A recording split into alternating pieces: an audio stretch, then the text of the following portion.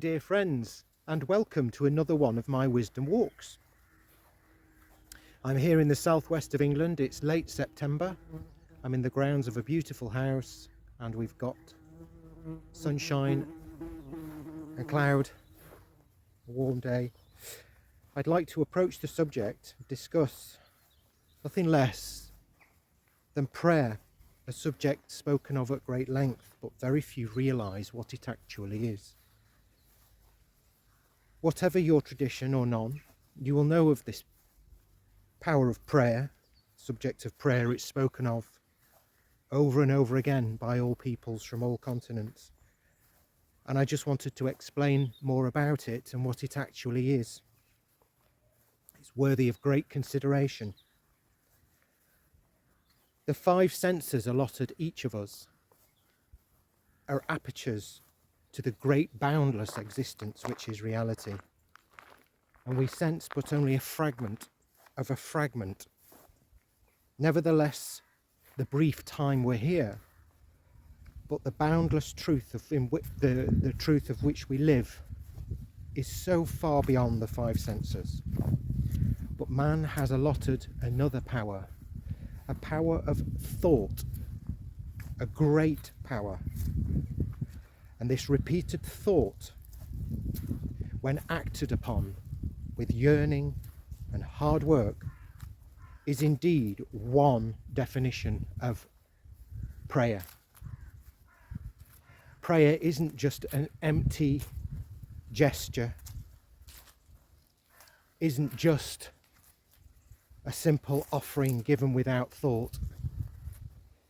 It is the repeated and sustained and yearned for want for something.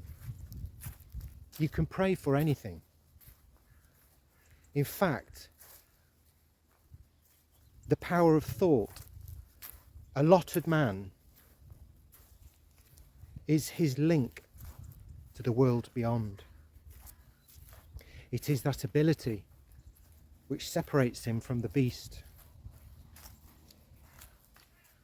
When the conscious mind dawned fully upon mankind, he was then able to look outward and consider the world, to think upon it, to conclude, to draw conclusions, to think out things for himself. And from that time on, he was never just an inanimate beast driven by satiation of sustaining life. This power of thought is so potent. You spend time with a business person, somebody who owns property or is passionate about motor cars, and feel that yearning, that desire which drives them, and understand that that is a prayer in action. Because we are physical beings, we must act upon this power.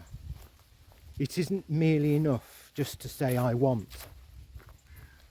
Imagine a lump of earth, meaningless, until the hand of the potter unites with the clay and manifests the pot, but only after conquering the ability to unite the mind with the clay in such a way as to make a unified vessel from it. That vessel didn't exist before. It was the resulting power of an asserted effort married with a determined will. This is allotted to all of us. We're all linked to this boundless eternal existence through our minds, and we occupy a vast truth beyond the senses. So when we think of prayer, we can understand that it is a gateway to an invisible power which allows us to manifest and bring things about. And that which we set our minds on comes true. We know about this. It's spoken of in popular culture. If you've watched Pinocchio, for example, a very well-known film, you will know the song, When You Wish Upon a Star. This is exactly the power I'm speaking of. The innate power in man. Sometimes it just springs out of nowhere. The result just happens. Other times it takes repeated effort, eons of dedication and work to bring it about. For example, consider the Wright brothers who conquered flight in 1903. After much work and endeavour by others, they were able to bring that about. They only flew 37 metres, 38 metres, but that paved the way for the next great victory, only based on thought and aspiration and a burning desire.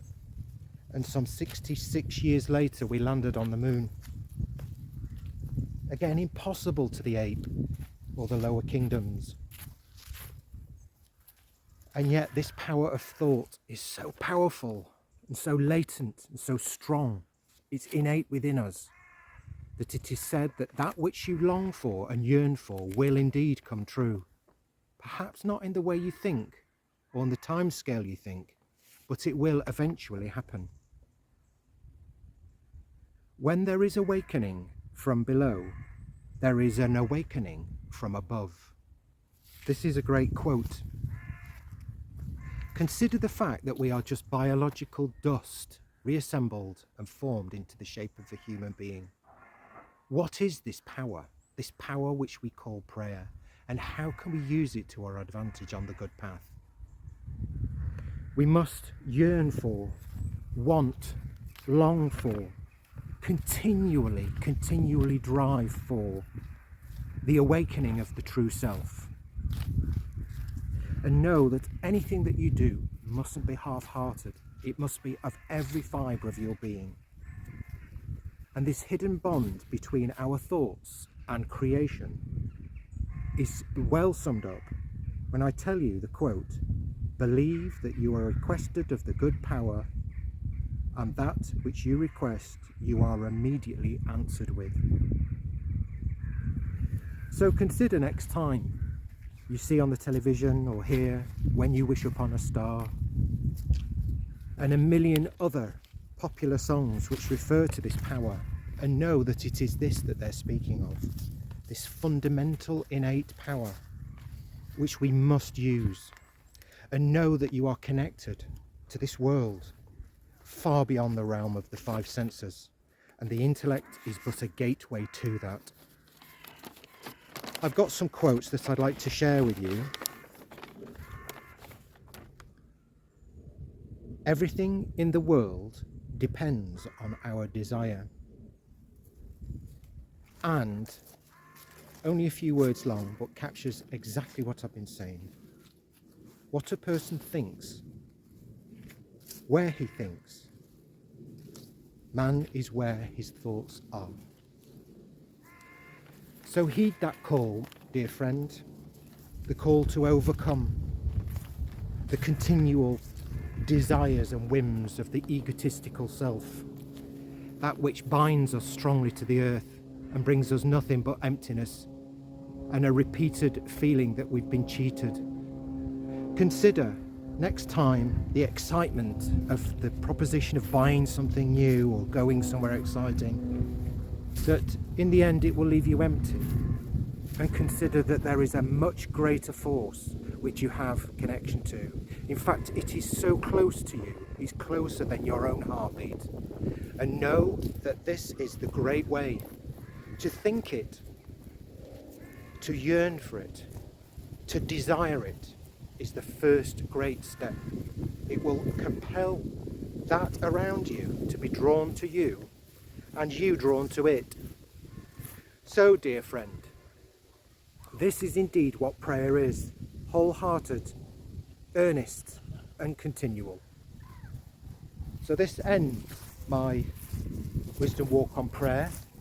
I'm sure you can think of a million other examples of how this prayer, by whatever name you wish to call it, comes up in popular culture, in your tradition and background, and how we all know of it really, actually. Consider how hard it was for you to learn tasks which you now undertake without even thinking, how it becomes part of your constitution and nature. That is the power of this in action.